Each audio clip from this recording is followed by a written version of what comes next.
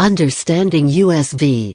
Ackerman by Jim Harper. Share the Supreme Court has eschewed the reasonable expectation of privacy test in its most important recent Fourth Amendment cases. It's not certain that the trend away from the so-called CATS test, largely driven by Justice Scalia, will continue, and nobody knows what will replace it. But doctrinal shift is in the air. Courts are searching for new and better ways to administer the Fourth Amendment. A good example is the 10th Circuit's decision last week in U.S. v. Ackerman. That court found that opening an email file was a Fourth Amendment search, both as a matter of reasonable expectations doctrine and the distinct line of authority that is emerging from the Supreme Court's 2012 decision in U.S. v. Jones. Here are the facts. AOL scans outgoing emails for child porn by comparing hashes of files sent through its network to hashes of known child porn. When it becomes aware of child porn, it is required by law to report them to the National Center for Missing and Exploited Children. NSMEC is a governmental entity and agent. That point takes up the bulk of the decision. Congress has made huge grants of governmental power to the organization. NSMEC opened the file without a warrant. Nobody in the case disputed that the email is a paper or effect for Fourth Amendment purposes. The remaining question was whether the opening of the email was a search. If it was, it required a warrant. The government persuaded the court below that NSMEC did no more than AOL did. The private search doctrine suggests that Ackerman can't complain of the government learning what AOL told it by looking again. But the 10th Circuit overruled the district court because of the difference between observing the similarity between the hashes of two files and looking at the file, the text of the email to which it was attached, and three other attachments. NSMEC's observation of all the email's content was a search, which requires a warrant. But the private search doctrine's leading case, U.S. v. Jacobson, 1984, allowed the government to chemically test a powdery substance that FedEx had reported after they opened a damaged parcel. Such a test exposes only contraband, in which there cannot be a reasonable expectation of privacy, so such test is not a search under reasonable expectation of privacy doctrine. Wouldn't the analogy allow the government to look at an email that tested positive for child porn? Not really. Looking at the rest of an email after one file has tested positive is an additional search of distinct things that have not tested positive. But the court continued in a way that has been called puzzling. It bolstered its decision with reasoning that seems to recognize property rights in information. Jones explained that government conduct can constitute a Fourth Amendment search either when it infringes on a reasonable expectation of privacy or when it involves a physical intrusion, trespass, on a constitutionally protected space or thing, persons, houses, papers, and effects for the purpose of obtaining information.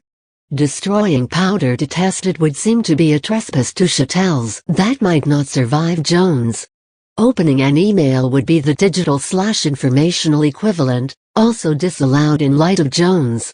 It is a puzzling decision, but that's because Fourth Amendment doctrine is so convoluted. There are good ways to make sense of it. An email is a communication analogous to a letter sent in the mail. Rather than writing words on paper, folding the paper, and sealing it so that its contents can't be seen, the words are typed into a computer and, along with other content, encoded as digital signals. The signals passing visibly along wires, cables, and radio waves like letters travel by road, rail, and air, unavailable to strangers. Emails are reconstructed into visible material at the receiving end like letters are unsealed by their proper recipients. Emails and their contents are papers and effects. In general, AOL and other service providers have bound themselves by contract to maintain the confidentiality of such communications, but AOL does not permit transmission of child porn and it monitors for the stuff. When it discovers it, AOL is required by law to turn it over to NSMEC. That reporting obligation is of doubtful constitutionality to me, but I assume that citizenship/market pressure would cause AOL to report such crimes voluntarily. Ackerman doesn't have a complaint about his information being absconded with by AOL. But he has a complaint when the government uses his email file to recreate the content of his email and peruse it. Distinct from possessing it, the government's use of Ackerman's data requires a warrant. The right to use is another of the sticks in the bundle that comprise property rights. AOL hadn't converted the file to human-readable form. NSMEC did. It should have gotten a warrant. This is how the case squares with Jones, which at its heart is a property case. Just like popping a GPS device onto a car converts it to the government's purposes without affecting possession, making use of a file takes its benefits for the government, a seizure, regardless of possession.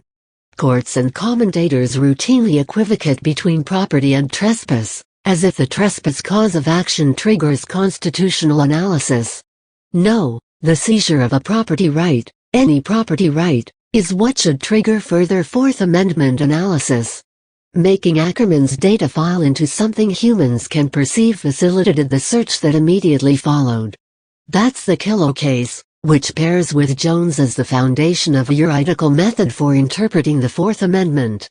There's seizure founded in common law property rights, and search founded in common experience with sensing and here data processing that has a purpose of finding particular things. In Kilo, it wasn't digitized email content, but analog infrared waves that government agents converted to perceptible form. As a Fourth Amendment scholar better recognized than I said of Kilo, the transformation of a signal into a form that communicates information to a person constitutes the search. In U.S. v. Ackerman, the government in the person of NSMEC rightly came into possession of a file that probably contained child porn. Making use of that file was a seizure, which, though minor, required a warrant. That seizure facilitated a search, which would have been covered by the same, constitutionally required warrant. Though it is called the reasonable expectation of privacy test and its odd corollaries into question, the Supreme Court has not provided a clear path for lower courts. Judge Gorsuch's opinion in U.S. v. Ackerman is a game attempt at finding the right path. Here's hoping the Supreme Court better fleshes out the contours of seizure, Jones, and search, Kilo in cases to come.